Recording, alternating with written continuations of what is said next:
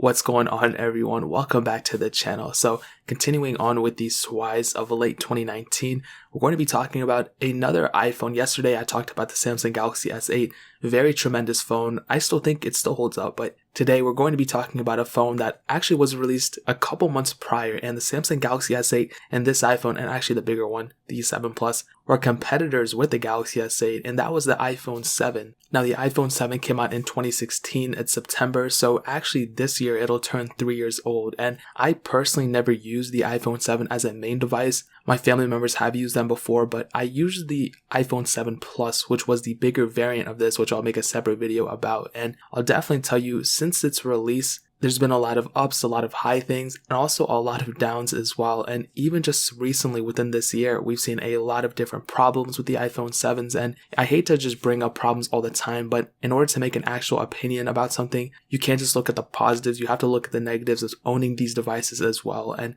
I own every single iPhone, and I love every single iPhone. There's things every single one of those brought, but there's some phones that I probably wouldn't recommend too. So I'll talk about that in a second. But this thing, like I said, was released 3 years ago, and looking around the body, you can see it looks a bit dated. Okay, it doesn't look like the brand new like notchless and all these like bezel-less things that we have now. But at that time, it really wasn't that big of a popular thing for phones to be completely bezel-less. Even though this phone was kind of competing with the Galaxy S8, the Galaxy S7, which had that home button still, was still a huge prevalent phone at that time, and the OnePlus devices at the time still had a little bit of bezel too. This thing had a 4.7-inch screen up front. It was 750p by 1334 with 326 pixels per inch, so it's not a horrible display. It's funny though because the iPhone 11 has the same PPI as well, which is really weird. But this phone, it doesn't look like a bad screen. Obviously the iPhone 11 has much better display, but it's nothing too crazy. And the funny thing is, this iPhone was actually the first one to get IP certification. So this phone was IP67 dust and water resistant, so you can go up to 1 meter of water for 30 minutes. So the 6S apparently had some water sealing, but they never certified it.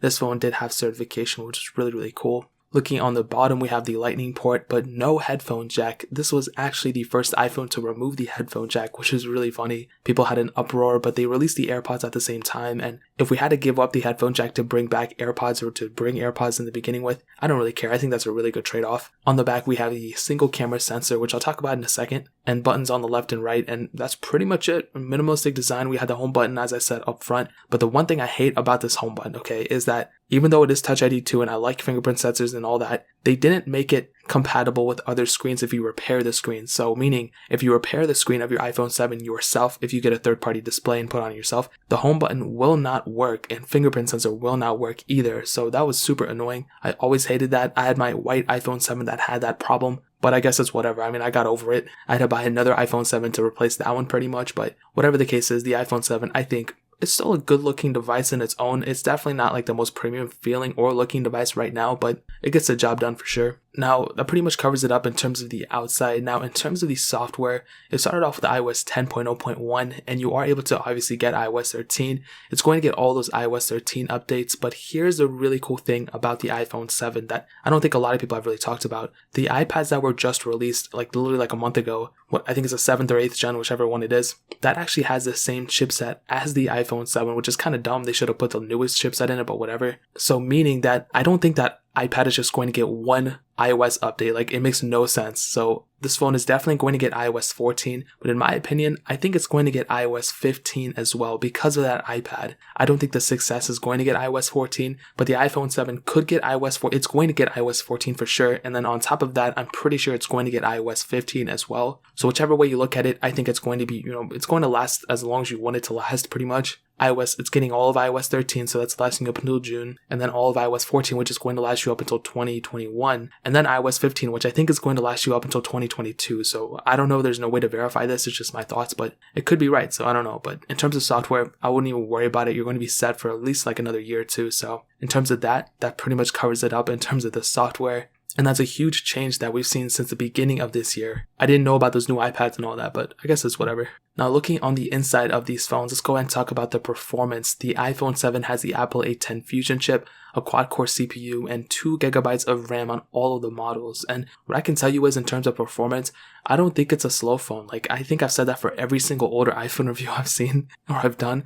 Like, it's definitely not a bad phone. It's not a slow phone at all. And whatever you're going to do with it, I think you're going to be perfectly fine with. The only slight issues I've seen is, like, especially when I'm comparing it from one device to another, sometimes they do kind of, they really do show their difference in age and everything. The iPhone 7, even when it was released, it wasn't like the craziest, fastest phone in the world, but it definitely was one of the smoothest phones in my opinion. And what I mean by that was, when I compare like my iPhone 7 to my Galaxy S8, which, like I said earlier on this video, they were competitors for a short period of time before the 8 and 10 were released.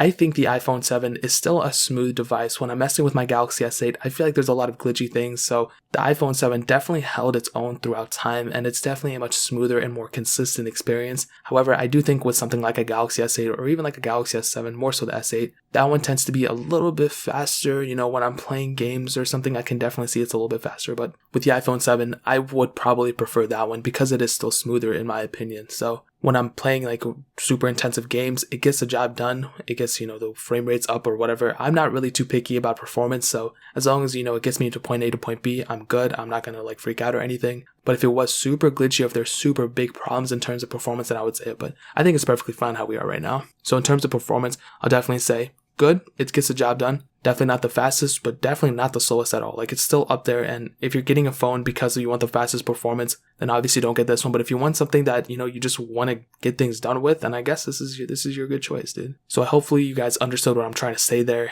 Let's go ahead and move on to the camera sensors. Now, this only has one camera sensor on the back, a single 12 megapixel sensor, and you can shoot 4K videos on it. I think it's a very good sensor as well, optical image stabilization. The biggest problem with this camera is the things that it doesn't have, like that telephoto lens or that ultra wide sensor. So no portrait mode, no night mode, no all those cool little things, 4K 60. None of those things. However, the bigger model of this, the iPhone 7 Plus, does have that capability. So that's kind of a cool thing right there. If you want to, you can get that capability by upgrading. But even the iPhone 7's camera, like, I don't think it's a bad camera at all. I think it's still good. I'm not the one to sit here and say, oh my god, but this one was brighter and this one is a pixel. That's only for my camera comparison videos. And even then, like, there's very little differences that you don't even notice. Really, the only problem with this camera is the lack of features. It's very, very basic. Like, this reminds me of like a Galaxy S4 camera, S3 camera even, because there's just like no functionality beyond like just the slow-mo and the panorama mode or whatever that thing is called. Like, besides that, there's really not too much going on with it, but it gets the photo quality is good in my opinion. It gets the job done. Even video quality is really good, but the front camera is 7 megapixels. You can do 1080p videos on it. Very good sensor too. I mean, like I said, both these things get the job done.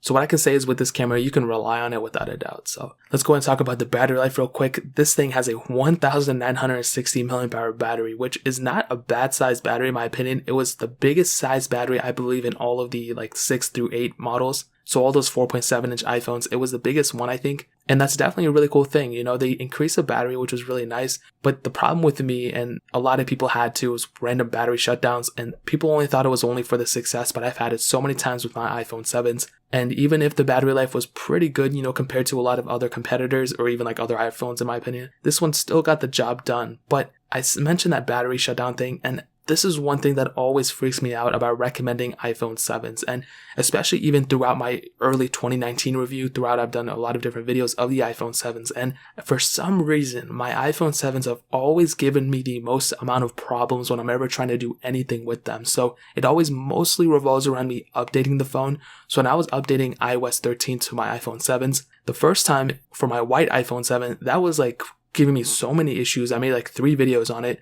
And I was telling all the iPhone 7 users, like, don't update to iOS 13. You're going to break up your device or whatever. Just back up your device and then go upgrade if you want to. And I bought a whole nother iPhone 7. Once I got that one fixed, I'm like, okay, I don't want to go through this again. I'm just going to buy another one. I bought the other one and that one started having problems too.